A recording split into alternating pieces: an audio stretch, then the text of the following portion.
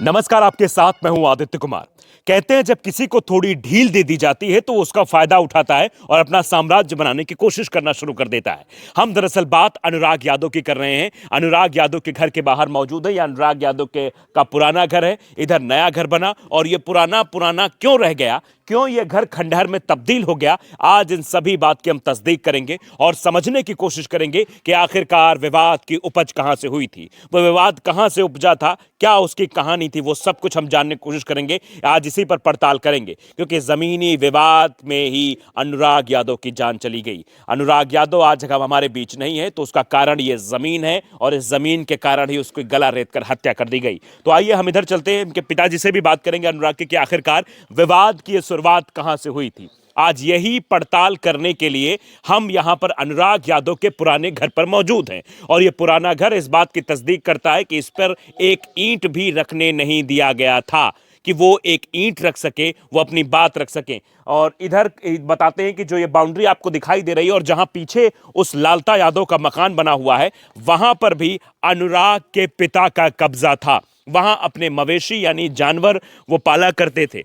विवाद उसने बढ़ाया तो उन्होंने उसको जमीन दे दी और उसके बाद उसकी भूख बढ़ती चली गई और फिर कहते नहीं कि जिसको जगह दे दी जाए बैठने की, फिर वो लेटने की जगह मांगता है, फिर अपना साम्राज्य बनाना शुरू कर देता है। हम जरा तस्वीरों के माध्यम से आपको दिखाएंगे कि देखिए ये पुराना घर है, पहले खपरेल के मकान हुआ करते थे तो वही ये मकान है, लेकिन ये पूरी तरह से खंडहर में तब्दील। हम पिताजी से बात करेंगे। पिताजी, आप ये बताइए कि ये एक मकान कब बना था, कब क्या हुआ था यहाँ पर? मेरे पैदा होने से पहले बना था, दादाजी बनवाए थे। अच्छा, जो पीछे वो मकान बना हुआ है उस मकान के बारे में जरा बताइए, विवाद कहाँ से शुरू हुआ? ये जो जमीनी करें 40 साल पुराना विवाद है ये। जी, सन 90-91 में जब वो आया धनबाद से, पैसे वैसे जुटा लिया तो उसने कब्जा करना चालू किया सबके ऊपर। तभी से विवाद है। तभी तो से। मैं अच्छा, जो ये मकान इसका पीछे बना हुआ है, जैसा कि अभी हमने कुछ लोगों से बात की तो बताया कि वहां पर भी आपकी जगह थी, आप वहां पर जानवर पालते थे। जो पीछे का मकान भैया टोटल मेरा कब्जा था। अच्छा। और मेरी जमीन थी। मेरा वहाँ 50 साल पुराना पेड़ था मेरे दादाजी के हाथ का। सारा पेड़ था, उसने सब कुछ काट के ले लिया और हम लोगों को भगाया। माता पिता बूढ़े हो गए थे, बच्चियां थी मेरे पास। मेरे चचेरे भाई हैं, उनको 2 बार ब्रेन हेमरेज हुआ। तो हम लोग, और इनकम का कोई जरिया नहीं था, तो हम लोग, बंजर कोई ज़मीन थी, हमने कहा छोड़ के हटो, इनको दे दो भैया, तुम ही लेके जाओ। अच्छा, वो आपने दे दी? जी बिल्कुल, लिखित समझौता है, मैं फाइल दिखा सकता हूँ। अच्छा, तो देने के बाद भी क्या उसकी भूख नहीं शांत हुई जमीन की कि उसे और चाहिए, फिर विवाद बढ़ा? जी भैया, एक मुकदमे में समझौता करता था तो दूसरा नया मुकदमा कर देता था। अच्छा, ये घर आप क्यों नहीं बनवा पाए? कहते हैं कि धरोहर लोग संभालते हैं। जो उनका पुराना मकान होता है, जो उनके पिताजी का होता है, उसमें पिताजी की, उनके दादाजी की यादें जुड़ी होती हैं। तो आप ये मकान ऐसे खंडहर में कैसे छोड़ के उधर बना दिया? भैया हम लोग इसी में सोते थे। एक तरफ जानवर मवेशी रहती थी। अच्छा, ये जरा दिखाइए इधर, देखिए। इधर मवेशी रहती थी हम्म। और इधर हम लोग सोते बैठते थे पूरा परिवार। अच्छा, अंदर आ लेकिन जाइए। 2 साल से हाँ। इसने, देखिए अभी खूंटा भी गड़ा हुआ है। अच्छा, ये यहाँ यहाँ यहाँ आपके मवेशी बांधे जाते थे? 2-3 जो भी हैं वो बांधे जाते थे, खूंटा भी गड़ा हुआ है और पूरा परिवार हमारा इधर सोता था। अच्छा, इस साइड पूरा परिवार यहाँ पर लेटता था? अंदर भी रहते थे सब लोग? हाँ हाँ, वहाँ चारा भूसा रखा जाता था। लेकिन ये जब से आया रिटायर्ड होके, हमको इस छप्पर को बनवाने नहीं दिया। हम अच्छा, इसको धरोहर, हाँ खपरेल भी नहीं रखवाने हाँ, दिया? नहीं बनवाने दिया भैया।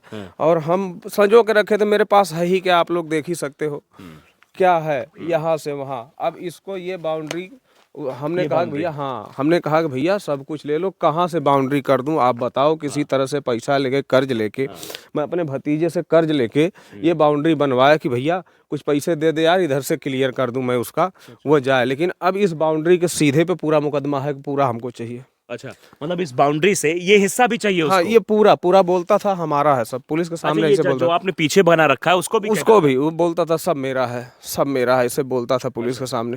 हाँ। और पुलिस क्या करती थी? पुलिस आती थी, मुस्कुरा के चली जाती थी, पैसे लेती थी और मैं कह भी देता था कि अरे यार, झूठ की लिमिट होती है, इतना भी झूठ मत बोलो। ऐसा ये आज का बनल मकानवा हो देखा हुआ, ये मकानवा 100 साल बिल्कुल, पुराना। ये तस्वीरें जरा दिखाइए। पिताजी बता भले रहे, लेकिन शायद बताने पे अगर आपको भरोसा ना हो तो मैं दिखाना चाहता हूँ। खपरेल के मकान अब बहुत रेयर केस में आपको देखने को मिलेंगे, और ये खपरेल का बना मकान है। ये इस बात की तस्दीक करता है कि यहाँ कब से अनुराग के पिताजी रहते थे, अनुराग के मतलब दादाजी रहते थे, दादाजी कह सकते हैं, आप भी रहते थे और दादाजी भी रहते थे।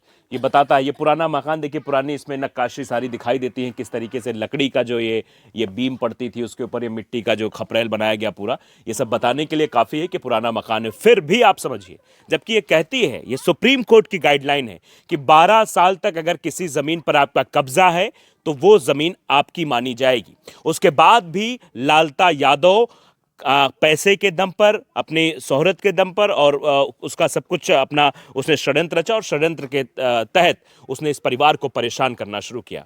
और सिर्फ परेशान करना ही नहीं, क्योंकि मानसिक प्रताड़ना अलग होती है। आज जिस दौर से ये गुजर रहे हैं, आज जो इनकी मानसिक स्थिति है, जमीन बहुत छोटी चीज है, बहुत छोटा टुकड़ा है, लेकिन आप समझिए जरा कि जिस पिता से उसका लाल छीन लिया जाएगा उसके ऊपर क्या बीतेगी। ये जमीन तो बहुत छोटी चीज है उस मसले को लेकर, लेकिन फिर भी अभी इंसाफ की गुहार ये परिवार लगा रहा है। ये सवाल बहुत सारे हैं। जरा आप ये बताइए जरा, तो फिर उसके बाद जब इसने ये विवाद किया तो आपने उससे लड़ने की कोशिश नहीं की? आप फिर भी सौम्य रहे? जी नहीं, हमने लड़ने की कोशिश नहीं की। और उसका जब भतीजा असलहा लेके दौड़ा था तो मैं गया था उससे बोलने कि अरे भैया ये क्या सिखा रहे हो यार, ये झारखंड नहीं है, उत्तर प्रदेश है, बच्चों के हाथ में असलहा तुम्हारे है यार, ये सब अच्छी चीजें नहीं है। अच्छा, वो असलहे उसले पहले से रखता था? हाँ।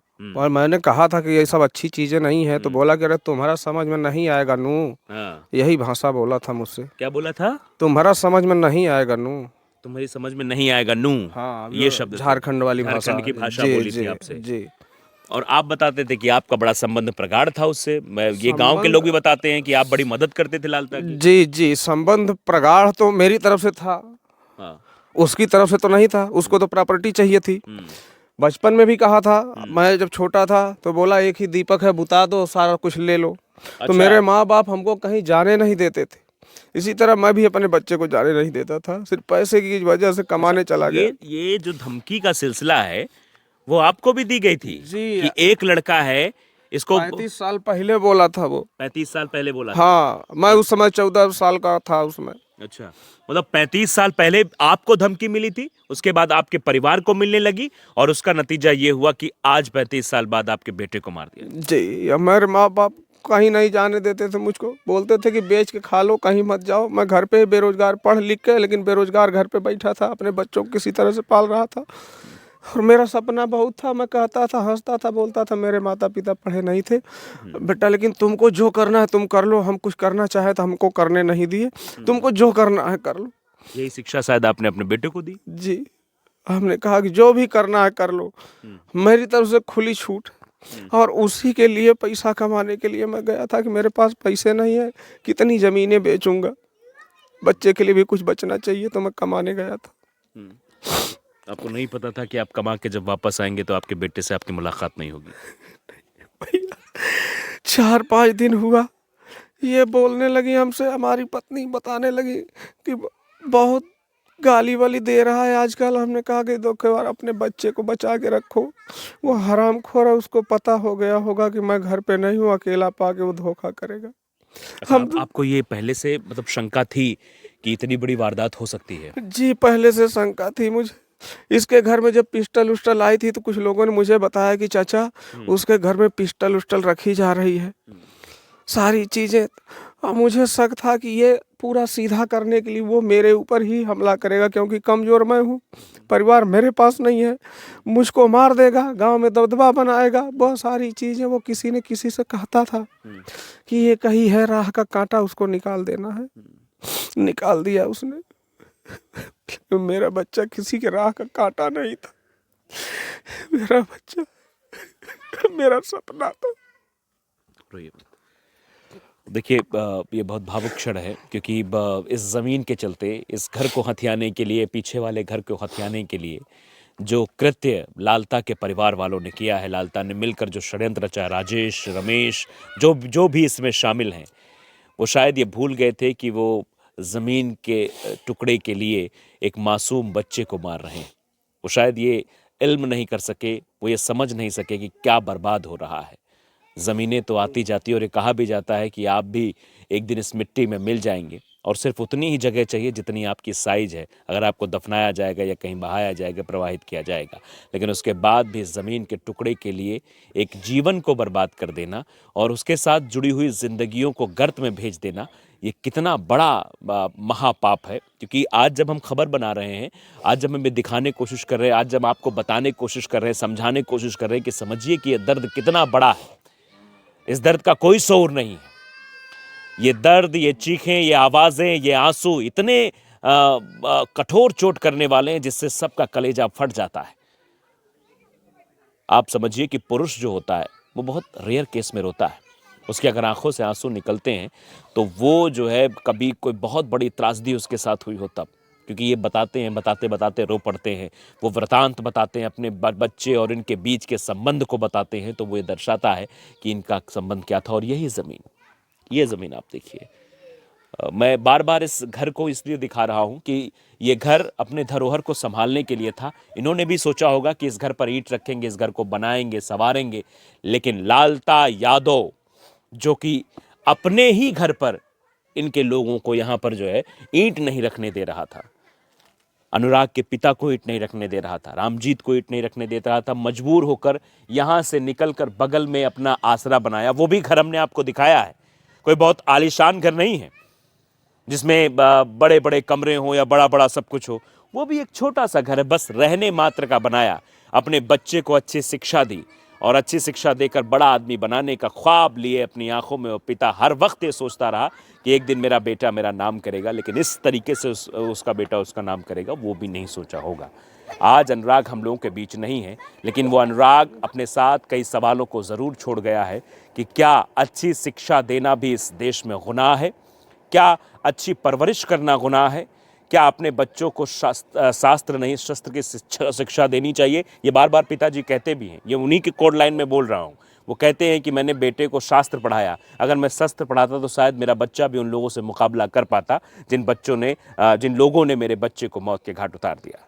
तो ये सवाल तो बहुत बड़ा है कि आखिरकार आज की डेट में मासूम या फिर ईमानदार या कह लीजिए अच्छे लोग, शरीफ लोगों के लिए ये देश नहीं रह गया है? क्या अपराधियों के लिए ही देश है? जो अपराध करेगा, जो किसी को मारेगा, जो पीटेगा, जो ज़मीन हड़पेगा, वही आज राज करेगा? ये बड़ा सवाल है। क्या यही कलयुग की शुरुआत है? इन सवालों के साथ हम आपको छोड़कर जाते हैं, लेकिन इंसाफ की जो एक आवाज़ है वो आपके द्वारा भी बुलंद होनी चाहिए और अनुराग को इंसाफ मिलना चाहिए। उस घर पर बुलडोज़र चलना चाहिए जिस घर और ज़मीन के लिए ये लालायित थे। ये नरपिशाच कह लीजिए इन्हें, कि नरपिशाच इसलिए यहाँ पर लोगों को मारने धमकाने का काम करते ताकि ये अपना यहाँ साम्राज्य बना सके। साम्राज्य तो बना लिया, लेकिन एक परिवार को जिस तरीके से उजाड़ा है उसका जो खामियाजा भुगतना पड़ेगा वो तो ऊपर की अदालत में होगा फैसला, और उस फैसले से शायद वो लोग बच पाए।